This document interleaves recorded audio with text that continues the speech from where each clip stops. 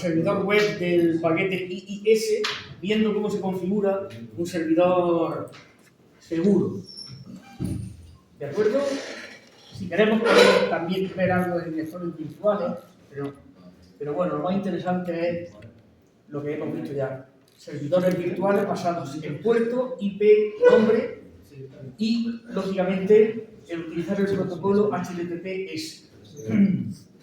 Pues, tan sencillo como lo siguiente. Necesitamos un certificado. El certificado ya todos sabéis que lo podemos conseguir, pues, por ejemplo, con la empresa Let's Script. También podemos comprarlo, también podemos coger los dos archivos que tenemos generados en la máquina de Ubuntu, o podemos generar un certificado autofirmado aquí en Windows instalando el software OpenSSL, o fijaos que aquí, si lo situamos, esta es la ventana, la consola de configuración del servidor del paquete IIS. Si lo situamos aquí donde está el servidor, tenemos un icono que dice certificados de servidor. Bueno, ya sabéis, no sé si lo habéis visto con Marco, que cuando se configura el servidor Windows Server como un controlador de dominio, etcétera, etcétera, se puede, adelante, Tony, se puede configurar una autoridad certificadora para el dominio, toda la historia esa, ¿no? Entonces hacer solicitudes de certificado, esperar a que se lo emita, etc.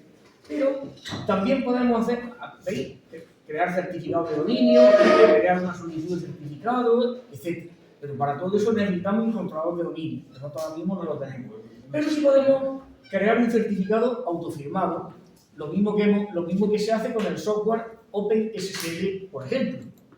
Bien, entonces tocamos aquí, dice especifique un nombre para el certificado, le voy a poner Ginés, por ejemplo, ¿vale?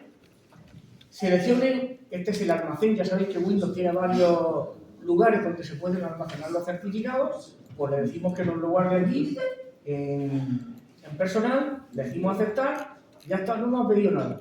Aquí tenemos nuestro certificado con la fecha de expiración. Como hoy estamos a 20 de febrero, pues termina el 18 de febrero del 26. Le da una duración de un año. Ya está. Ya tenemos el certificado. Por supuesto, autofirmado. Bueno, pues ahora vamos a considerar, por ejemplo, que en el sitio 1 queremos acceso vía SSL. Pues entonces, vale, entonces nos venimos en primer lugar aquí a los enlaces.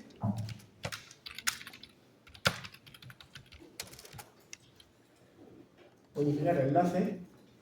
Entonces, por ejemplo, este enlace lo eliminamos. Vamos a suponer que solamente queremos que el sitio 1 se pueda acceder vía HTTPS. Entonces, este de aquí. Bueno, vamos modificando. Pero es que si lo modifico no me deja hacer esto. Entonces, tampoco me va a dejar eliminar el enlace. Fijaos. Bueno, pero a lo mejor cuando agregue otro enlace, ya sí me deja. Entonces lo que voy a hacer es, voy a agregar un nuevo enlace y le voy a decir que voy a utilizar el protocolo HTTPS. Dirección IP. Bueno, pues este estaba trabajando en la dirección IP1, ¿no? O sea, en la 4, ¿no? Y como veis, por defecto ya me establece el puerto 443. En cuanto al nombre de host, pues le habíamos puesto sitio 1. Ciclo así.icv. Y aquí, pues le podemos decir que vamos a utilizar este certificado. Le decimos aceptar. Y ahora ya podemos eliminar el enlace que teníamos establecido en el puerto 80. Si es que queremos que solamente se pueda acceder por el puerto 443. Damos esto. Y aquí, en cuanto a la configuración SSL, pues si queréis, esta página permite modificar la configuración. Certificado de cliente, le podemos decir requerir y le decimos aplicar. Y ahora pues vamos a comprobar si a nuestro sitio podemos acceder vía HTTPS. Nos cogemos el navegador.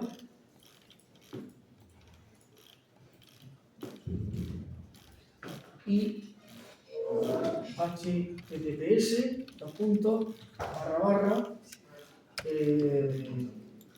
sitio 1.cicloasi.itv. El puerto, como es el puerto por defecto,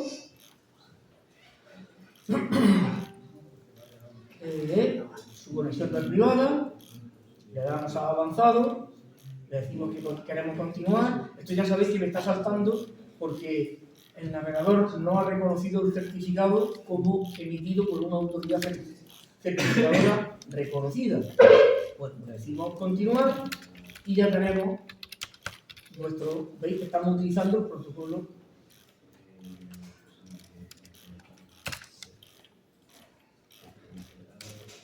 ¿Ese certificado me sirve para los dos sitios? ¿Eh? ¿Ese certificado me sirve para los dos sitios o debo generar uno para el sitio 2? No, tú puedes utilizar el certificado de cliente. Esto no es nada, vale. Entonces aquí lo tenemos en el enlace, lo tenemos aquí hecho. Enviar enlaces.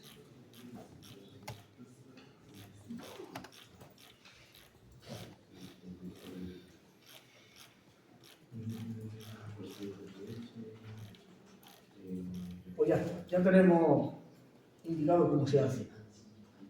Y con eso, pues terminamos lo que yo quería ver, este repaso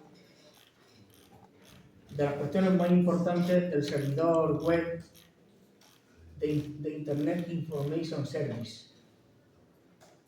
¿Vale? Por supuesto que tiene muchas más cosas. Aquí tenéis cosas que hemos visto en el Apache, por ejemplo, las páginas de errores. Tenemos el documento predeterminado que ya lo estuvimos viendo, encabezado HTTP, el examen del directorio, es decir, si se muestra o no se muestra el contenido del directorio. También se pueden establecer directorios virtuales, ¿vale? Si nos venimos aquí y decimos agregar directorio virtual, es muy sencillo. Por ejemplo, en este sitio decimos queremos un directorio virtual, lo que en Apache hacíamos o bien con la directiva alias o bien con el follow sin links. Pues cogemos aquí directorio virtual, ponemos aquí el nombre del alias y aquí ponemos la ruta física, es decir, el directorio de verdad. Con esto conseguimos que con el sitio web se puedan alcanzar documentos que no están dentro del documento root. Ese era el sentido que tenían los alias, ¿no? Pues eso es lo que se puede establecer aquí mediante... Además, bueno, podemos hacer una prueba. Voy a llamarle, por ejemplo, alias y la ruta de acceso físico. Pues, por ejemplo, me vengo aquí en el disco C. Aquí era donde teníamos todos los archivos, document root. Pues nosotros, por ejemplo, en la raíz del C nos vamos a crear una carpeta que se llame, por ejemplo, no / alcanzado. Entendiendo que nosotros desde el servidor web no podríamos alcanzar directamente este directorio porque no está dentro del document root. ¿Vale? Y ahora, pues dentro de ese documento, pues vamos a poner un ficherito de prueba. Nos venimos aquí a no alcanzable y ponemos aquí como hemos hecho otras veces, un documento de texto que le vamos a llamar index.html y dentro abrir con el blog de notas, pues ponemos por ejemplo un H1, directorio alcanzado mediante un alias, así sabemos lo que está pasando. ¿Vale? Guardamos los cambios y bueno, le damos a aceptar. Como veis, me aparece aquí esta carpetita en la que se observa esta flechita indicando que es un enlace, lo que Windows llama un acceso directo, ¿no? el enlace hacia otro directorio de verdad. Eso no, nos pone de manifiesto que esto no es un directorio de verdad, sino que es un alias que nos está apuntando a otro. Bueno, pues si yo me cojo aquí el navegador y pongo sitio 1.cicloasí.icv y ahora le pongo aquí barra alias,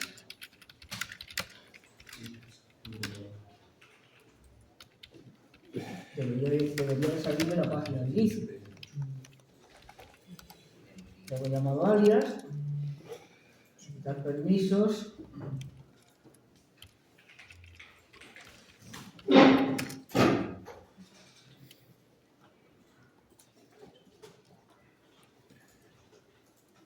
A mí sí me ha salido. Debería de salir, Sí. no hacer nada. Alias, vamos a ver. Explorar, y yo aquí a index.html. ¿Por qué no sales?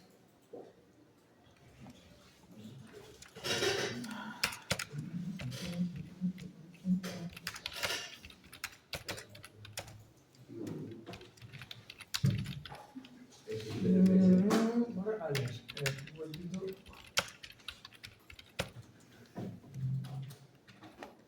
¿Has puesto, bueno, lo de HTTPS lo quitaste? No, ¿verdad? O sea, que https // ahí está. Claro, es que yo como no lo había quitado tenía. Era por eso, porque estaba intentando acceder por el puerto 80. Correcto. Ahora el directorio alcanzado mediante una. Como veis, pues este directorio no existe de verdad, pero nos lleva hacia el directorio ese que hemos llamado no alcanzado. Bueno, pues esto simplemente pues, por hacer otra cosita más de las que habíamos visto con el servidor Apache. Bien, con esto doy por terminado esta rápida introducción a las cosas más importantes del servidor web IIS en Windows Server. Y ahora, pues vamos a hacer lo siguiente. Vamos a empezar a ver el primero de los capítulos, el último de los capítulos que nos va a dar tiempo a ver este curso, que es el capítulo correspondiente al correo electrónico. Bueno, tenemos el examen de este servicio, el servicio web, el lunes, ¿no? Si todo va bien, ese será el último examen que hagamos, porque como ya os dije en un principio, del servicio de correo electrónico no va a haber examen. Habrá una práctica importante en el que tendremos que poner 2 servidores de correo, comprobar que se envían correos, etcétera, etcétera. ¿Vale? Además con correo, espero que nos dé tiempo a verlo con correo web, toda la historia, porque es un capítulo que tiene densidad, además con usuarios virtuales y toda la historia, pero resulta que con el dichoso puente que tenemos la semana que viene, nosotros perdemos una semana de clase. Porque el jueves perdemos 1 hora, el viernes perdemos 2 y el lunes perdemos otras 2. O sea, perdemos 5 horas de clase y tenemos 6 a la semana, pues prácticamente perdemos una semana de clase. Si a eso le unimos las 2 horas que vamos a perder el lunes, con el examen son 7 horas. Es decir, que nos queda bastante poco tiempo para ver lo que tenemos que ver. Así que vamos a intentar ver el correo electrónico, que es un capítulo interesantísimo. Pues bueno, vamos a intentar verlo todo lo que podamos. Así que, sin más preámbulos, vamos a entrar en la plataforma.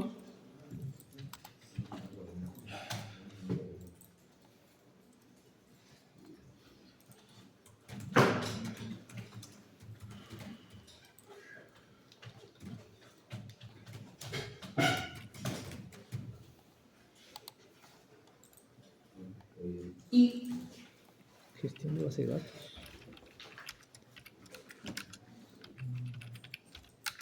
vamos a activar la unidad correspondiente al correo electrónico.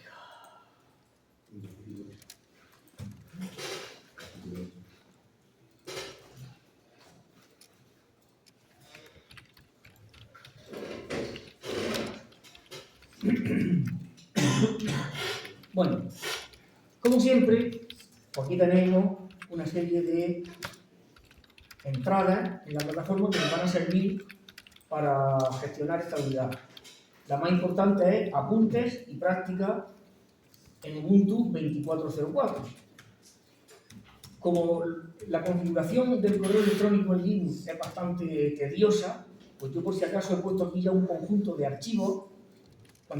Yo evidentemente cuando he preparado esta unidad, pues he hecho la práctica completa y entonces tengo aquí, por si acaso, los archivos correspondientes a la configuración que yo he hecho, que funciona, por si alguien se atrás que no le funciona, que pueda coger esos archivos, ese conjunto de archivos, que son unos cuantos, ¿vale? No recuerdo si los puse, no recuerdo si los puse en un feed, pero no, como veis están todos. Estos de aquí, los dos últimos son los del programa PostFit y estos de aquí son los del programa Dovetop, que ahora veremos qué son.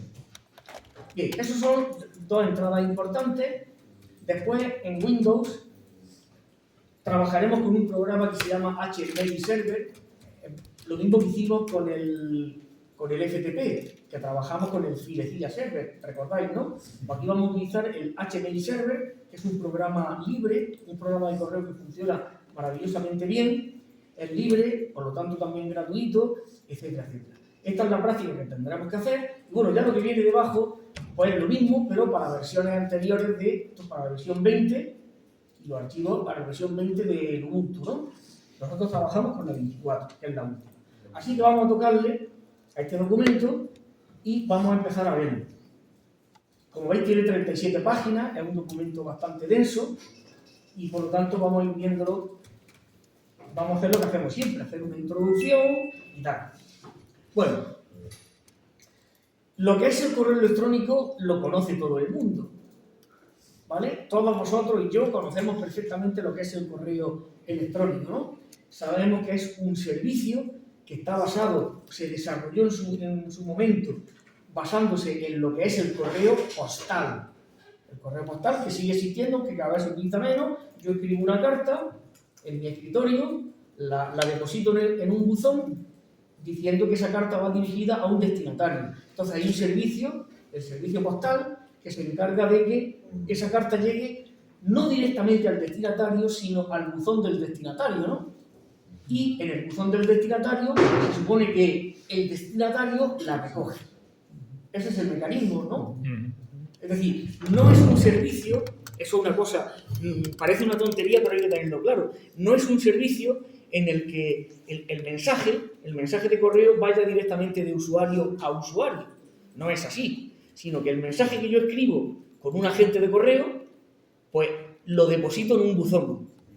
En ese buzón hay un servidor que lo recoge y que lo envía, con los mecanismos que tenga, lo envía al buzón del destinatario.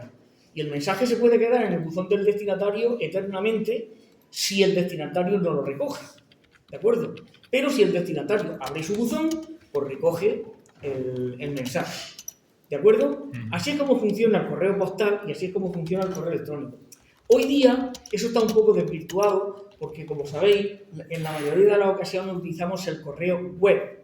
Entonces, claro, en el correo web pues ya no se hace necesario el que abramos nuestro buzón o directamente cuando entramos en nuestra cuenta de correo, por ejemplo, de Gmail o de Yahoo o de lo que sea, pues automáticamente tenemos el buzón abierto cuando nos mandan porque tenemos una página web que nos está mostrando en cada momento el contenido del buzón y por lo tanto no tenemos que hacer la operación de leer mensaje y toda la historia que se tendrían que hacer con un cliente de correo, como por ejemplo el Outlook, como por ejemplo el Thunderbird, ¿no? Pero las operaciones siguen siendo las mismas. Lo que pasa es que en el caso del correo web, pues hay programas que lo hacen por nosotros, pero las operaciones siguen siendo las mismas. Y además, este de los servicios que hemos visto hasta ahora, el único servicio en el que intervienen dos servidores. Tenemos un servidor para mandar correo, lo que se llama el servidor de correo saliente, y otro servidor para recibir el correo, lo que se llama el servidor de correo entrante.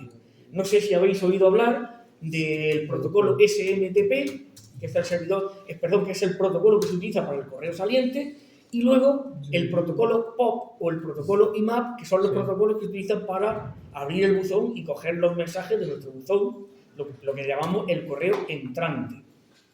Por tanto, para este servicio se necesitan 2 servidores, ¿vale? Uno para enviar, otro para recoger el correo de nuestro buzón. Bueno, pues aquí lo indica. Tenemos 3 protocolos implicados. El protocolo SMTP, cuyas siglas significan Simple Mail Transfer Protocol, o protocolo sencillo de transferencia de correo. Y luego tenemos el protocolo POP y el protocolo IMAP para recibir correo, como hemos dicho. Por otra parte, ¿qué software utilizamos? Bueno, pues nosotros tenemos diferentes programas que nos van a permitir escribir correos y mandarlos al destinatario a través de un servidor de correo saliente, como por ejemplo el Outlook, el Evolution, el Thunderbird, etc. Pero también tenemos la posibilidad, como digo, hoy día, de utilizar un programa de correo vía web. Nosotros utilizaremos, si nos da tiempo a todo, utilizaremos un programa de correo vía web que se llama el Roundcube. ¿De acuerdo? Bueno, este es el software que nos va a permitir a los usuarios redactar y recibir correos. Esto es lo que se denomina un cliente de correo electrónico. Y luego, por otra parte, lógicamente, tenemos los servidores. Los servidores son el software que va a hacer posible que los correos viajen y que, una vez que están depositados en los buzones de los destinatarios, pues que el destinatario pueda recogerlo. Bien, voy un poco rápido porque ya digo que el capítulo es denso y lo que más me interesa, lógicamente, es la práctica. Bueno, un mensaje de correo, ¿qué es? Un mensaje de correo es sencillamente esto que estáis viendo ahí, un archivo de texto. Un archivo de texto que tiene una serie de elementos que están definidos en lo que es el protocolo de correo electrónico. Esos elementos son, por ejemplo, pues, el usuario que envía el correo, la fecha en la que se envía, la hora, como estáis viendo aquí, el destinatario del correo, y luego, no sé si os dais cuenta que aquí aparece receiver, etc. Es decir, cuando un mensaje de correo electrónico tiene que llegar a, no sé, a Rubén, yo le mando, me cojo mi cliente de correo electrónico, escribo un mensaje destinado a Rubén, a lo mejor resulta que Rubén, el servidor de correo electrónico que tiene él, es un servidor de correo australiano. Y entonces el mensaje tiene que llegar, ¿por qué no? Podría ser perfectamente australiano. Luego hoy día estamos todos comunicados gracias a la red. Entonces el mensaje tiene que llegar a su servidor. Entonces, eso puede que se haga en un paso o puede que se haga en 17 pasos. Es decir, puede que pase por un router o que pase por 17 routers. ¿De acuerdo? O por 17 servidores de correo. Eso es lo mismo que cuando yo envío un correo postal, a lo mejor al box, porque una persona de aquí tiene que recibir una carta mía del box. Pero a lo mejor, por cómo esté definido el camino que tienen que seguir las cartas aquí en España, por el servicio de correo nacional, pues a lo mejor resulta que para que la carta llegue al box, pues tiene que ir a Almería, de Almería, es decir, yo la he hecho en el buzón y a lo mejor esa carta va a Almería, de Almería va a Granada, de Granada va a otro sitio y luego de allí va al box. Es decir, no tengo yo por qué suponer que haya una línea directa entre Huercalovera y al box, porque a lo mejor no la hay. Eso es lo mismo que lo que ocurre hoy día con los servicios de paquetería, ¿no? Yo a lo mejor envío un paquete a Puerto Lumbreras y ese paquete, para llegar a Puerto Lumbreras, tiene que pasar por Madrid.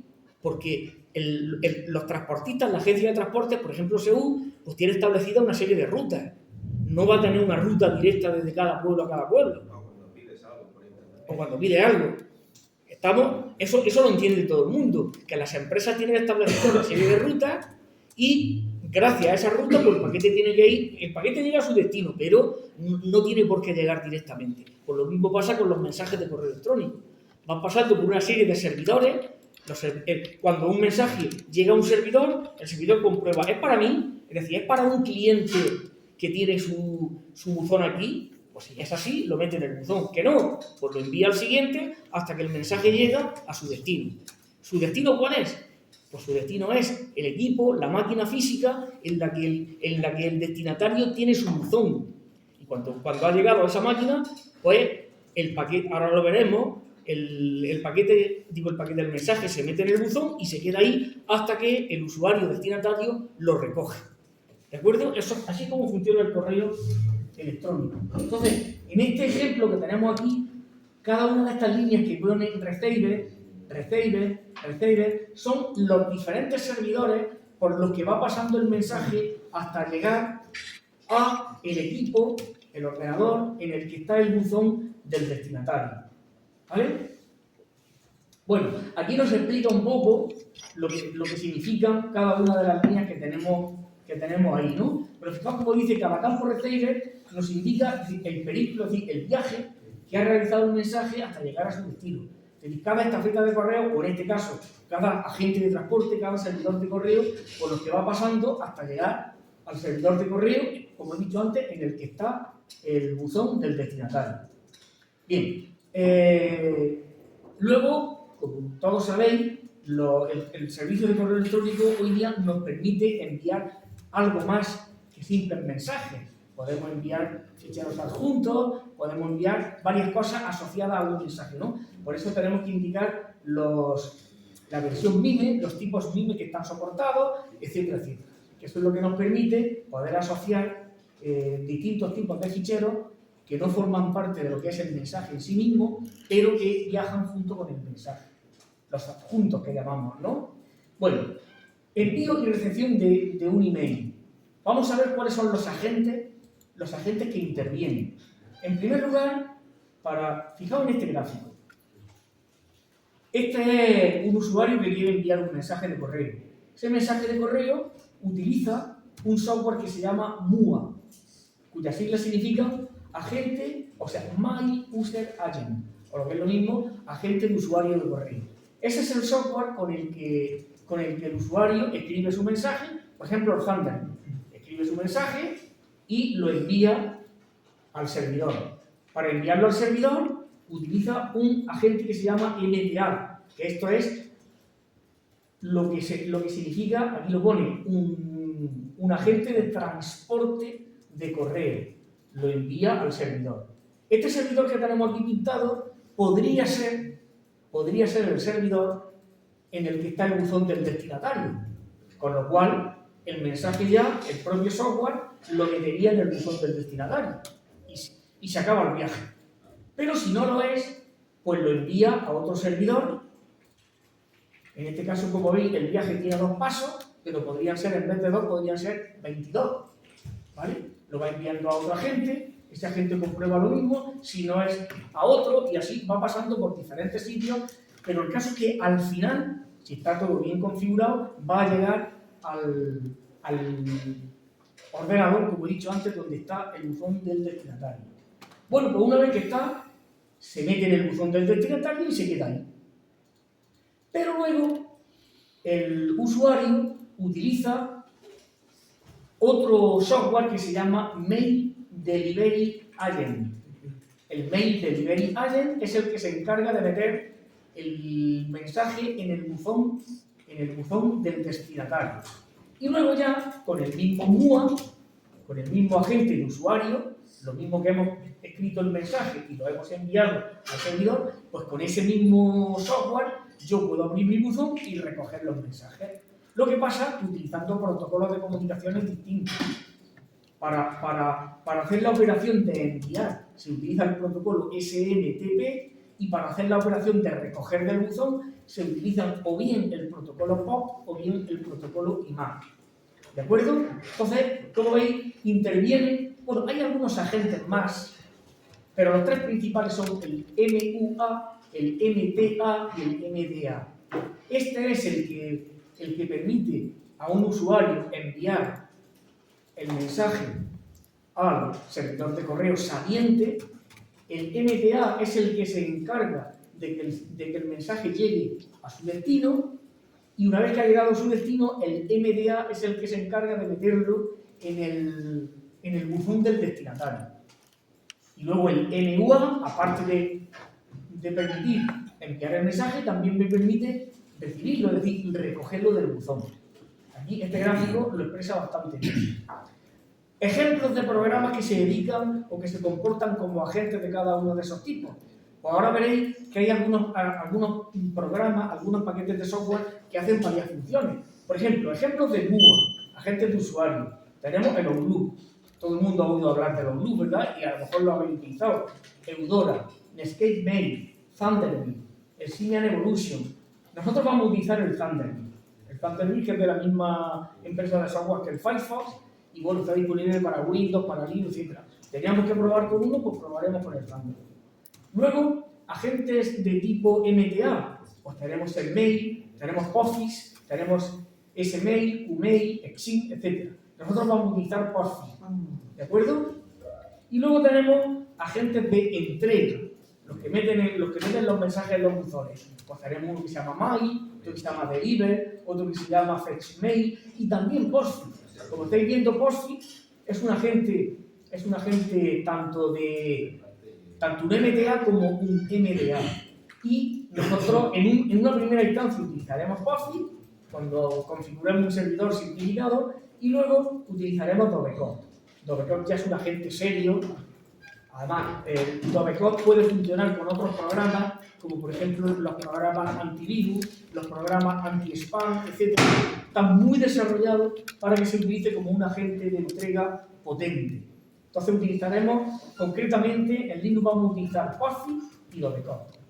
¿De acuerdo? Bueno, aquí nos dice cómo funciona el mecanismo, aunque ya lo he explicado varias veces. Con el agente de usuario escribimos el mensaje y lo enviamos utilizando el protocolo SMTP a un agente de transporte. Este agente de transporte comprueba si el usuario remitente existe, si tiene privilegios para poder enviarlo. Fijaos, antiguamente, con el correo electrónico pasaba lo mismo que pasa con el correo postal. Yo llego, por ejemplo, escribo una carta, que la quiero enviar a quien sea, me voy a un buzón de esos de color amarillo, de los que ya quedan pocos, y si yo la he hecho, simplemente con el hecho de echarla, ya esa carta llega, ¿verdad? A mí no me piden que yo tenga autorización para mandar cartas, ¿verdad que no? Pues, fijaos si el correo electrónico se hizo a imagen y semejanza del correo postal, que con el correo electrónico pasaba exactamente lo mismo. Es decir, yo me acuerdo cuando empecé a trabajar con el correo electrónico, podía configurar como servidor de correo saliente el que me diera la gana. El que me diera la gana. Es decir, yo depositando mi mensaje en cualquier servidor de correo saliente, tenía la garantía de que mi mensaje llegaba a su destinatario. Pero resulta que luego apareció el famoso spam. El famoso spam, ¿qué es lo que hace? Pues enviar de manera masiva mensajes no deseados utilizando servidores, como todos los servidores de correo estaban disponibles para que lo utilizaran los servidores de correo, los MTA, los servidores de correo saliente estaban disponibles para que lo usara quien quisiera. Entonces hubo personas o empresas que se dedicaron a enviar correo masivo de publicidad o de lo que sea, y entonces claro, los servidores se saturaban. Entonces dijeron, bueno, esto hay que ponerle coto. Y entonces es como si hubieran cogido los buzones esos amarillos y le hubieran puesto una cerradura, diciendo, bueno, ahora el que tenga llave puede echar cartas y el que no tenga llave no puede echar cartas. Pues eso es lo que ha pasado con el protocolo SMTP, que ahora para poder enviar tu mensaje tienes que demostrar que estás autentificado. Ya no puede enviar mensajes cualquiera. Antes solamente se requería la llave para abrir el buzón y sacar tu mensaje, para recibir tu mensaje. Pero ahora se necesita la llave tanto para enviar como para recibir, para evitar el spam. ¿De acuerdo? Es una cosa importante que tenéis que tener presente. Por eso nos dice aquí que el agente de transporte comprueba si el usuario remitente, el que remite el mensaje, existe y tiene privilegios para hacer uso del correo, para enviarlo. Es decir, tiene una cuenta y por lo tanto se supone que lo que está enviando no es spam, porque no lo está utilizando cualquiera. Bueno, pues entonces lo envía a través de la red a otros agentes de transporte hasta que llega al correspondiente al destinatario. ¿Vale? Estos agentes que están intermedios se les suele llamar también reenviadores, relay, ¿no? Porque comprueban que el mensaje no es para ellos y lo envían al siguiente. Bueno, y luego, una vez que ha llegado al equipo del destinatario, donde está el buzón, pues del destinatario, pues el agente de entrega, el MDA, que muchas veces dice aquí entre paréntesis que está integrado dentro del mismo software del MTA, por ejemplo con el Office, se pueden hacer las dos cosas, pues lo deposita en el buzón de correo electrónico del destinatario. Y allí se queda hasta que el destinatario, bien utilizando el protocolo POP o el IMAP, lo recoge. ¿Vale? Bueno, ¿cómo comprenderéis cómo se sabe cuál es el destinatario de un mensaje de correo? Es decir, yo ahora mismo voy a enviar un mensaje a la dirección de correo, por ejemplo, raul@gmail.com. Entonces, claro, yo lo que tengo que hacer es enviarlo a un MTA, pero ¿cómo se sabe dónde está el buzón de Raúl? O dicho de otra forma, ¿cuál es el servidor de correo en el que está el buzón de Raúl? Entonces, eso se sabe gracias a los registros MX que vimos en el capítulo correspondiente al DNS y que dijimos, cuando llegue el correo electrónico ya nos enteraremos. Pues fijaos cómo tenemos aquí esta línea. Esto es un archivo de zona.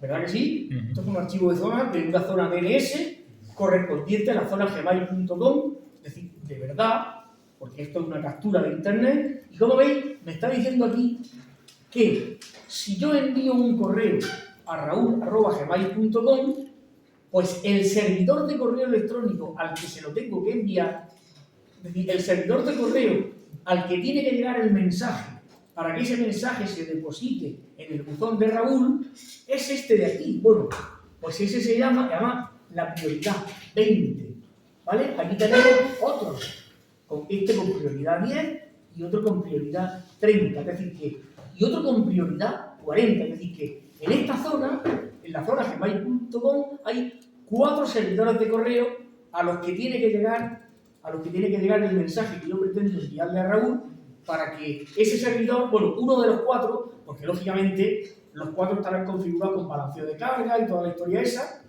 pues a uno de los 4 tiene que llegar para que uno de esos servidores lo introduzca en el buzón de Raúl. ¿De acuerdo? El MDA sería como el cartero. Una vez que el mensaje llega por ejemplo, un mensaje que vaya destinado aquí a Huerca Lovera, entonces, si va destinado a mí, pues ya, ¿quién lo mete en mi buzón? Pues el cartero, ¿no? Pues el cartero sería el agente de entrega, el mail delivery, ¿no? Sería el equivalente al cartero que va repartiendo las cartas y metiéndolos en los buzones de los destinatarios.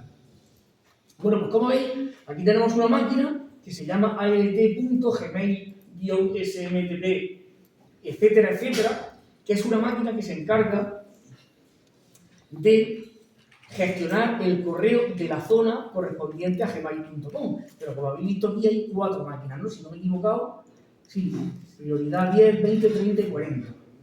Bueno, pues gracias a los registros MX se puede determinar cómo se llama la máquina y por supuesto qué dirección IP tiene a la que tenemos que enviar un determinado mensaje para que ese mensaje se deposite en el buzón del usuario destinatario.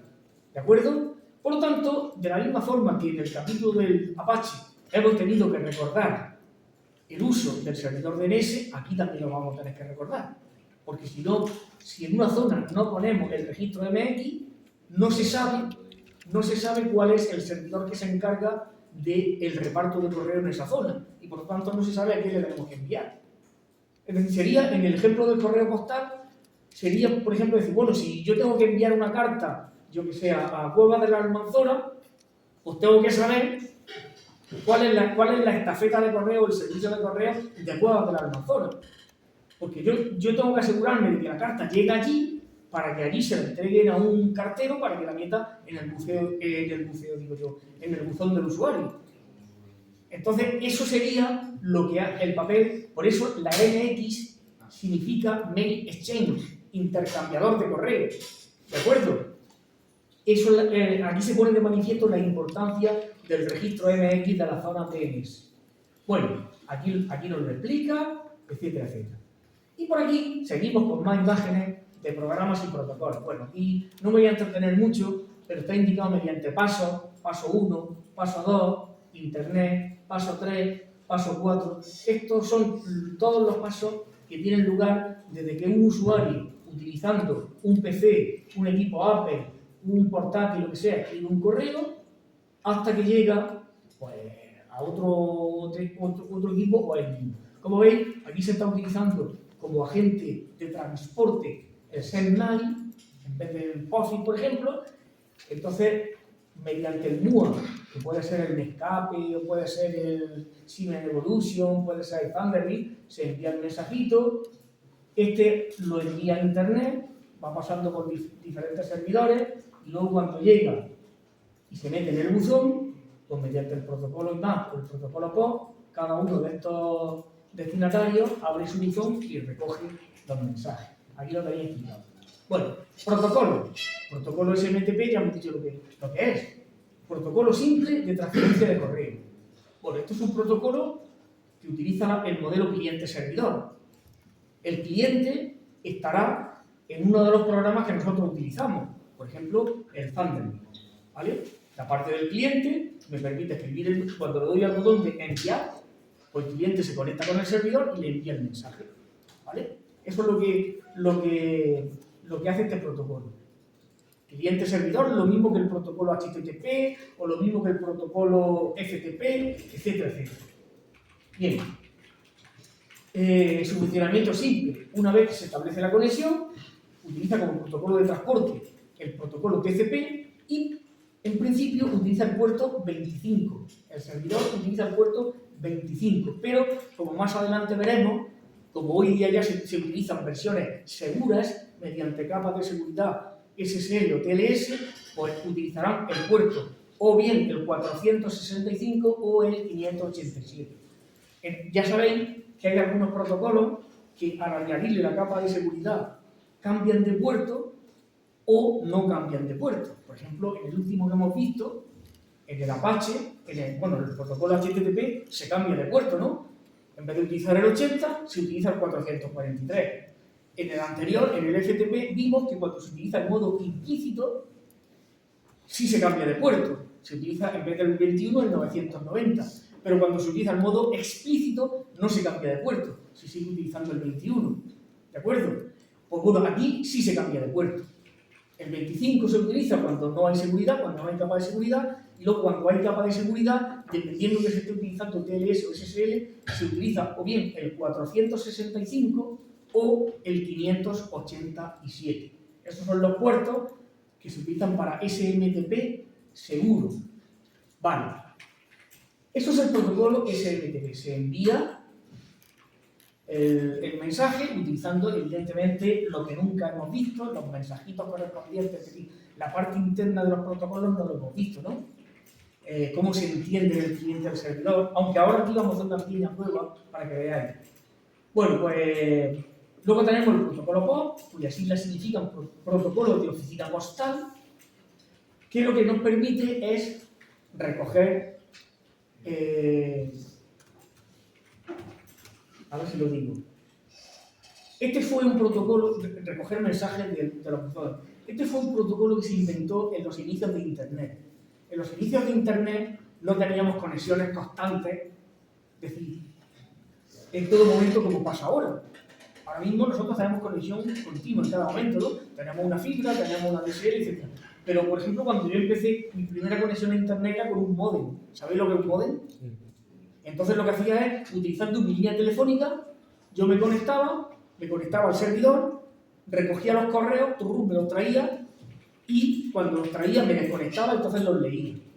Pero no los leía en el momento, porque yo lo que quería era estar conectado el menor tiempo posible para pagar lo menos posible a la compañía telefónica. No se cobraba por conexión, por claro, se cobraba lo mismo que... Ahora incluso se cortaba el teléfono.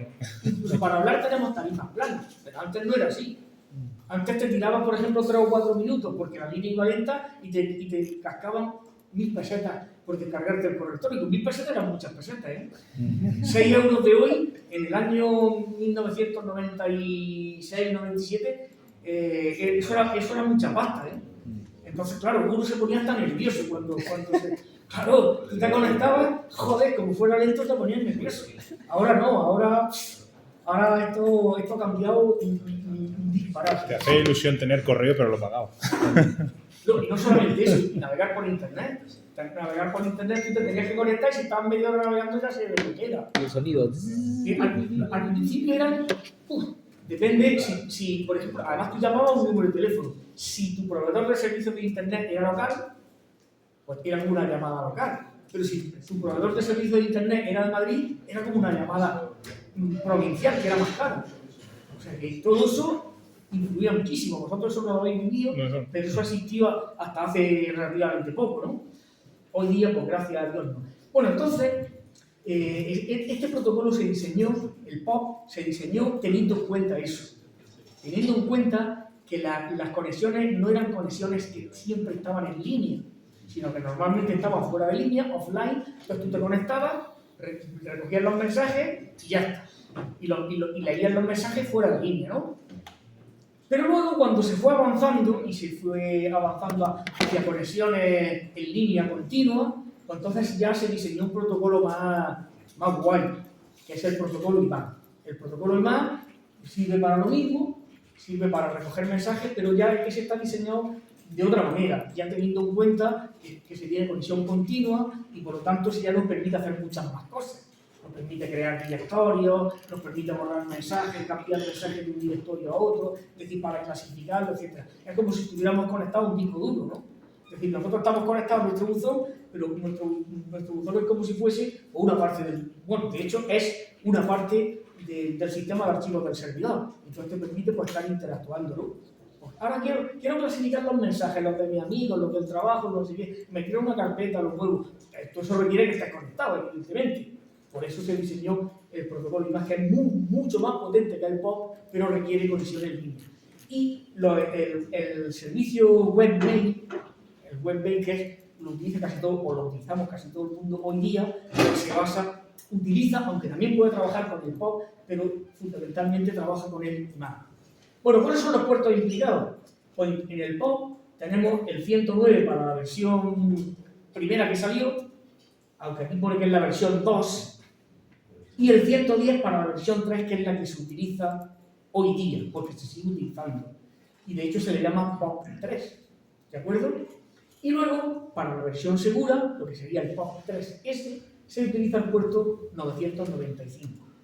En cuanto al protocolo IMAP, que debería de estar... Todavía no lo vemos.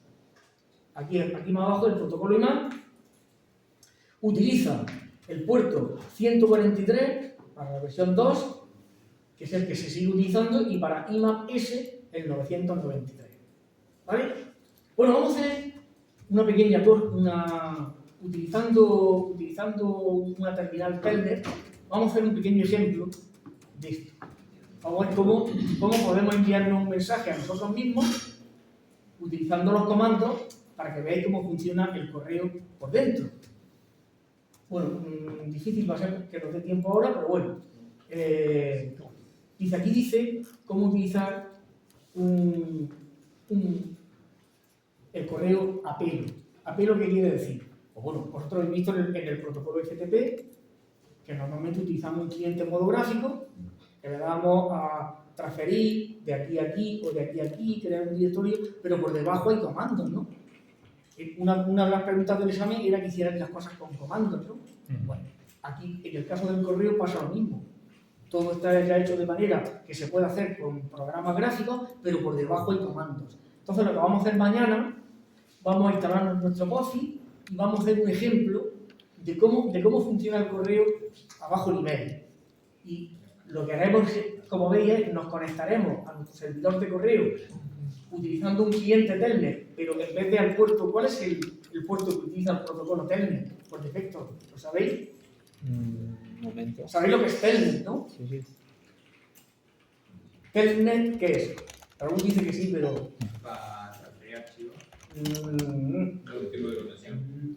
Telnet es un protocolo para hacer, para iniciarse en un servidor remoto, para hacer un login, lo mismo que el SSH. Lo que pasa es que el Telnet es inseguro y el SSH se redefinió, se hizo todo con un protocolo seguro. Por ejemplo, muchas veces cuando nos conectamos a los switches, no sé si el año pasado con quien nos diera redes hicisteis alguna práctica, pero muchas veces nos conectamos vía Telnet a un switch, como se supone que estamos conectados con un cable y nadie nos va a mirar la contraseña y tal, pues podemos utilizar el protocolo Telnet, pero muchísimos switches se programan vía Telnet. Y de hecho, a los routers que tenemos en nuestra casa, a los routers de internet, nos podemos conectar vía Telnet. Lo que pasa es que para nosotros es más fácil utilizar la interfaz gráfica que nos dan, pero podemos utilizar el cliente Telnet y conectarnos y empezar a escribir comanditos, ¿vale? Porque generalmente todos los routers debajo llevan un Linux. A lo mejor no es un Linux completo, se pueden utilizar todos los comandos, pero suele ser un Linux porque es, como todos sabéis, Linux es software libre, ¿no? Bien. Bueno, pues utilizando el protocolo Telnet, que el puerto que utiliza el protocolo Telnet por defecto es el puerto 20, pues en vez de conectarnos al puerto 20, nos conectamos al 110, que es donde está escuchando un servidor. Bueno, aquí primero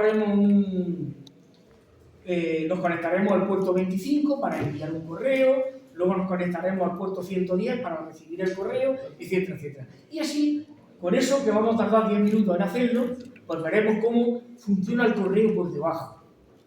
Para que cuando nosotros estemos utilizando un cliente en modo gráfico, sepamos qué es lo que está pasando por debajo. Sin meternos en las particularidades ya chungas, jodidas de lo que es el protocolo, porque eso, cuando vayáis a la universidad, lo estudiaréis allí, pero por lo menos que sepáis cuáles son los comandos, qué es lo que está pasando cuando yo envío, qué comunicación hay entre el cliente y el servidor cuando enviamos un correo o cuando recogemos un correo de nuestro buzón, ¿vale? Venga, pues ahí lo dejamos.